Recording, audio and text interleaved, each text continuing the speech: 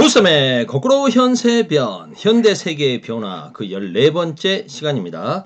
이 시간에는 1차 세계대전부터 러시아 혁명까지 살펴볼 텐데요.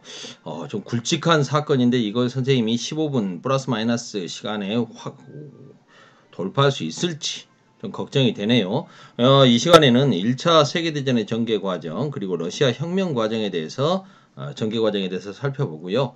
1차 세계대전의 그 참혹함을 좀 보면서 평화가 얼마나 소중한지 확인하는 시간이 되었으면 좋겠습니다. 19세기 후반이 되면 제국주의 열강들은 식민지 확대 경쟁을 펼치면서 서로 간의 긴장이 높아지고 있었죠. 그래서 유럽 사회에는 좀 공간이 유럽 한번 지도를 그려봅시다. 아무리 시간은 없어도 유럽은 크게 두 개의 세력으로 좀 정리되고 있었습니다. 덴마크, 네덜란드, 프랑스, 이베리아 반도, 뭐 대충 그릴게요. 시간 없으니 이렇게 이탈리아, 그리스, 오스만 터키, 오스만 투르크, 뭐 이렇게 있지 않습니까? 이게 유럽이라면 여기 영국이 있어야겠죠. 색깔 좀 이렇게 표현을 해봅시다. 먼저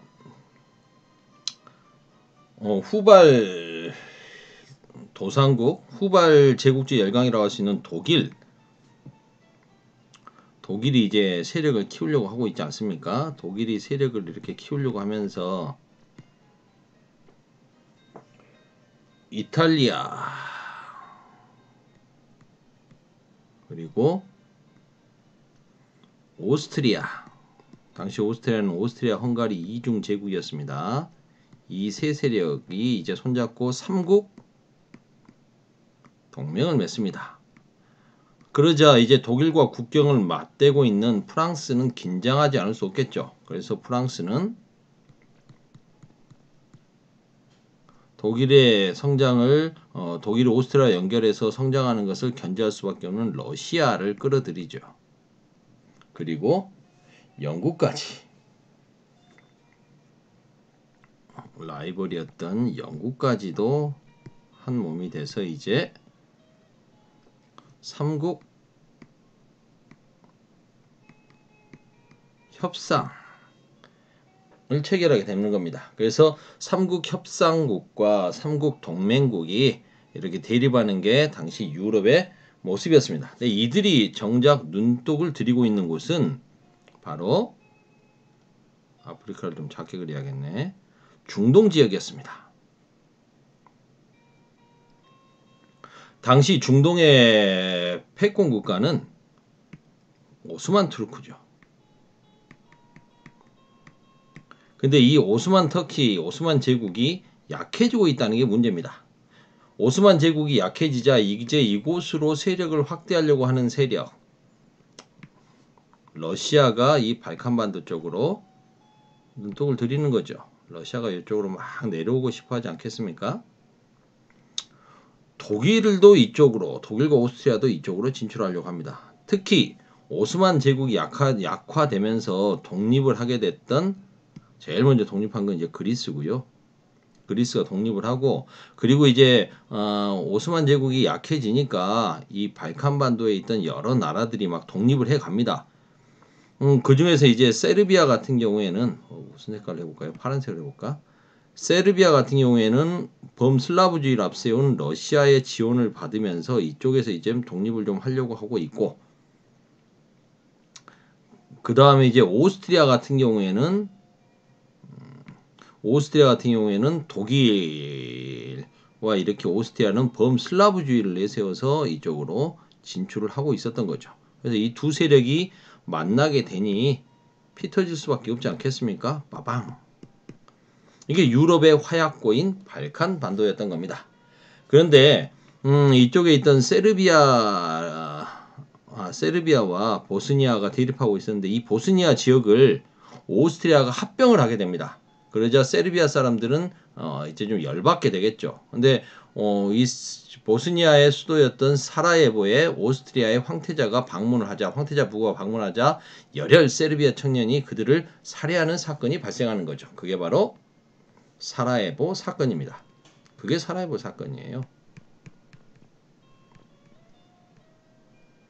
왜 안 쓰지?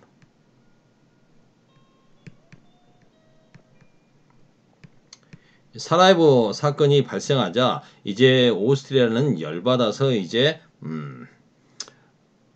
세르비아에게 선전포고를 하게 되고 러시아는 또 세르비아를 지원하기 때문에 자연스럽게 러시아가 이 전쟁에도 또 참전을 하게 되는 거죠. 이러면서 삼국 동맹과 삼국 협상 국가들이 막 섞이게 됩니다. 그런가 하면 오스만 제국 같은 경우에는 뭐 자기들 일이 아니었지만 이 기회에 자기들이 잃었던 발칸반도 땅을 좀 회복해 볼까? 러시아는 싫어. 그럼 나는 독일에게 붙을래. 그래가지고 얘들은 독일과 한 편을 먹죠. 반면에 이제 이탈리아 같은 경우에는 중립을 지킵니다. 나중에 이제 오히려 연합군으로 편승해서 들어오죠. 그래서 독일, 오스트리아, 오스만 투르크 그리고 이쪽에 있었던 뭐 불가리아 같은 나라들, 불가리아 이런 세력들이 이제 한 편이 되고 그리고 러시아, 영국, 프랑스, 이탈리아 그리고 이제 나중에 독일의 무제한 잠수함 작전 때문에 열받아갖고 미국이 참전하게 되면서 이제 미국까지 이런 나라들이 들어와서 정책을 펼치게 되는 거죠. 선생님이 지금 아프리카까지 이렇게 그렸던 이유는 그 이야기를 3B 정책과 3C 정책을 설명하려고 했던 거였는데 시간상 생략하겠습니다. 3B 정책과 3C 정책을 이야기를 하게 되면 왜 중동이 중요한지가 나오게 되는데 이거 이야기를 해야 되나 말아야 되나. 독일 같은 경우에 3B 정책을 추진하고 있었죠. 독일의 수도였던 베를린과 그 다음에 오스만 투르크의 수도였던 오스만 투르크의 수도였던 이스탄불의 옛 이름이 비잔티움이지 않습니까? 비잔티움 그리고 이라크 수도인 바그다드 이 세 군데를 연결하는 거죠. 철도망을 통해서든 막 이렇게 연결을 하는 겁니다. 이게 3B 정책이고요. 베를린, 비잔티움, 이스탄불 그리고 바그다드. 영국은 3C 정책을 반면에 추구하고 있었습니다. 3C 정책. 3C 정책이라고 하는 것은 영국이 아프리카를 중요하게 여기잖아요. 아프리카 이집트의 수도였던 카이로 그리고 남아프리카 공화국의 수도였던 케이프타운 그리고 영국의 인도의 캘커타 인도까지는 거리가 좀 좁네요. 그렇게 해서 이렇게 연결되는 아프리카에 대한 종단 정책과 자신들이 가장 중요하게 여기는 식민지 인도 그리고 인도 항로, 인도 양까지의 이 삼각형으로서의 무역과 식민지 관리를 하는 이런 부분을 펼치는 거죠. 그래 되다 보면 다 이 중동 지역이 중요해지는 겁니다. 됐죠? 이건 복잡하니까 지울게요. 이거 빠르게 넘어가려고 그랬더만. 자, 계속하겠습니다. 답 위주로 빨리 확인하고 가자. 아이고, 그게 낫겠습니다. 자, 1차 세계대전이 시작됐습니다. 전쟁은 빨리 끝날 것으로 예상됐지만 결과적으로는 총력전이었죠. 온 나라의 모든 걸 다 쏟아부어야 되는 전쟁이 되었고요. 그리고 전선은 예상보다 오래 갑니다. 참호전으로 전개되면서 여기에 대한 이야기는 뭐 설명하면 너무 기니까 1차 세계대전만 가지고도 신나게 이야기를 할 수 있을 것 같아요. 뭐 잘 아시다시피 참호전이 전개됐고 이러다 보니까 이제 물자가 딸리게 된 독일은 영국에게 해군력에서 밀리잖아요. 그래서 이제 그걸 극복하기 위해서 해상을 봉쇄하기 위해서 모든 배들이 들어오면 이거 다 공격하겠다는 무제한 잠수함 작전을 펼치죠.